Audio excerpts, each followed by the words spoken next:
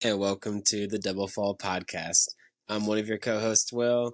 A quick solo episode today just to recap what happened in day 2 of Wimbledon, and then at the end of the episode, give my predictions for day 3, the start of the second round, and some of my best bets tomorrow morning. But first, to start, some notable results from day 2. de Minaur, Sonego, Marijan, Tommy Paul, all getting through with routine 3-set wins. Kecmanovic takes out Mickelson in a close 5-set match. I was on Kecmanovic plus 3.5 games there, so once that got to the 5th, that bet was never in doubt. But the first major upset of the day, the 7th seed, Lorenzo Musetti, goes out in 4 sets to Nicolas Basilashvili. After a semifinal performance last year at Wimbledon and an incredible clay season, Musetti was primed for a great Wimbledon run here. He didn't play any lead-up tournaments. I thought that was to get his body right, but I don't think he was 100% after an absolutely grueling clay season where he went deep in so many tournaments. So understandable loss for Musetti, but disappointing nonetheless. De Jong took out Eubanks in a 5th set tiebreaker, another one that I hit luckily because Eubanks did blow that 5th set tiebreaker a little bit.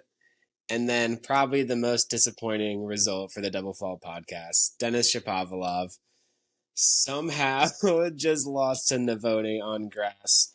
Definitely a low spot for Denis in his career. I was laughing at the possibility of this result happening, and man, it breaks my heart. So it kind of hurts to talk about a little bit that we just saw Denis lose round 1 of Wimbledon to Novotny, who I did not really expect much from grass at all. And then to continue the trend of surprising upsets, the Halle champion, Alexander Bublik. He was a favorite pick to go deep in this tournament by many people. I had him getting to Djokovic in the quarterfinals and beating Draper, but definitely a disappointing result to lose to Munar here. Shades of the old Bublik. He was serving for the match at 5-4 in the 4th set, couldn't get it done, and once he got broken at that spot, you knew the worst was yet to come, and it only got worse with Bublik as he went out to Munar in 5 sets. Which honestly really opens up the draw for Jack Draper, who I did discount a little bit in my previous videos, but I think that now that Bublik's out of his way, he's primed to have a chance to go deep here and maybe get a shot at Djokovic in the quarterfinals, which would be an interesting matchup if we got that. But moving on, Sinner, as expected, pretty clinical, taking out Nardi in 3 sets.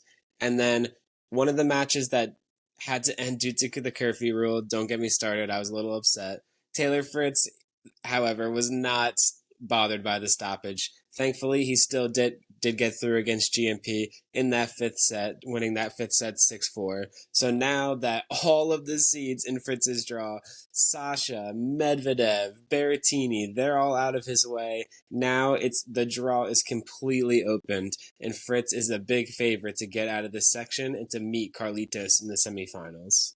And speaking of Zverev, I watched this match at work, and I took Zverev live actually in the 4th set, believing that not every seed can just lose round 1, and maybe Sasha is one of the guys that get through. But unfortunately, and even after escaping the 4th set tiebreaker, he still gave up an early break and couldn't find a break again on Ringnesh. And unfortunately lost that 5th set 6-4. So Sasha, another top seed, he said he was confident going into this tournament, and he goes out round 1. I thought I have to give props, though. That was not just Sasha playing bad. Ringnesh did take that match from him. He played very well, very strong on serve. He was ripping his forehand and taking the aggression. As always, Sasha didn't take the necessary risk, and I don't want to harp on him too much, but I have to also give my props to Arthur Rinderknecht because he was very impressive in that result. And I'm very interested to see how he opens up, how he does in this draw, as now it's opened up without Sasha, and he kind of takes over his part of the draw. But moving on here, I was very impressed with some of the big servers. Mensik, Opelka, Shelton, Cilic.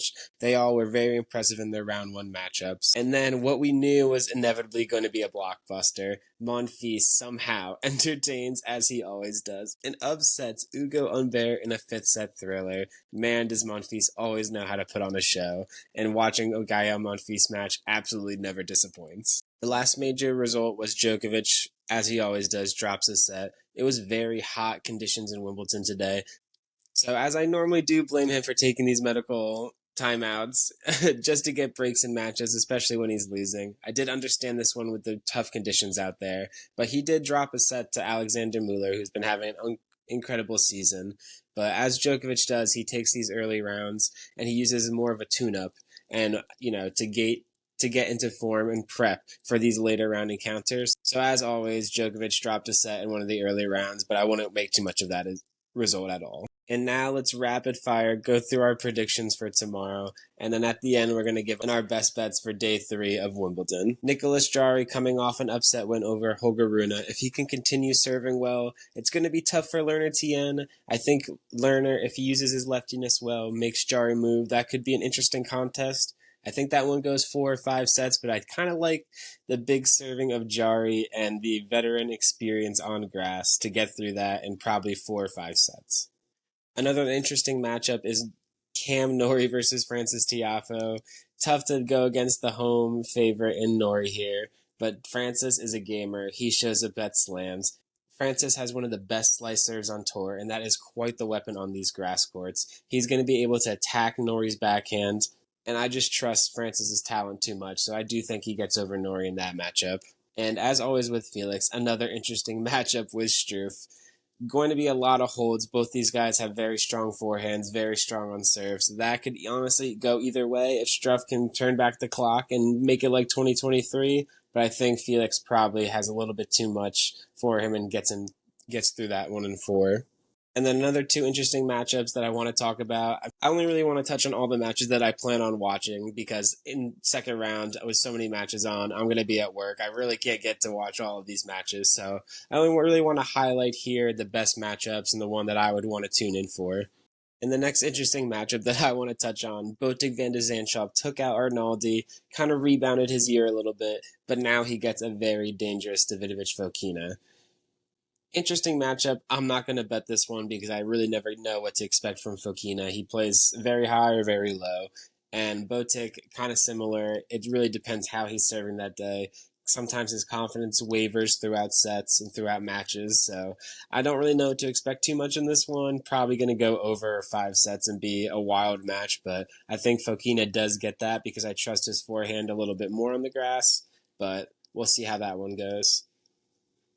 And then to end the night session, an incredible match. Taylor Fritz, coming off that 5th set victory over GMP, gets another tough test in round 2 against Diallo.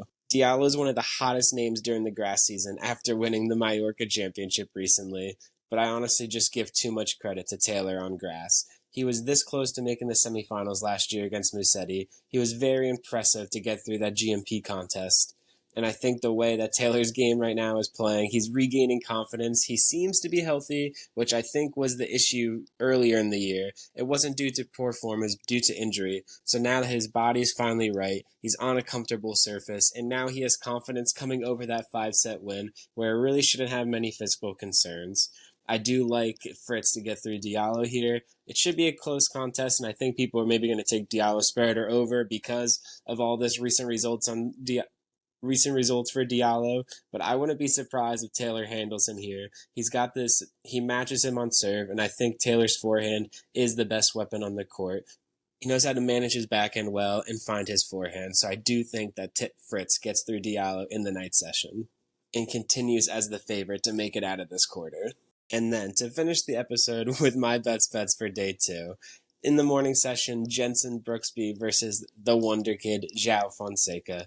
Brooksby is a tough matchup for anyone. He has a very unique style and he's hard to game plan for. I think that is going to really test the inexperience of Fonseca. Obviously, if Fonseca redlines, he serves well. He has the ball striking to hit anybody off the grass courts. But I think Brooksby mixes in his slice well. He disguises his drop shots. He plays the angles very intelligently, and he's been serving well recently on the grass. I think he has enough to make this interesting and hit the over. That I'm going to be on the 37.5 games for Brooksby versus Fonseca.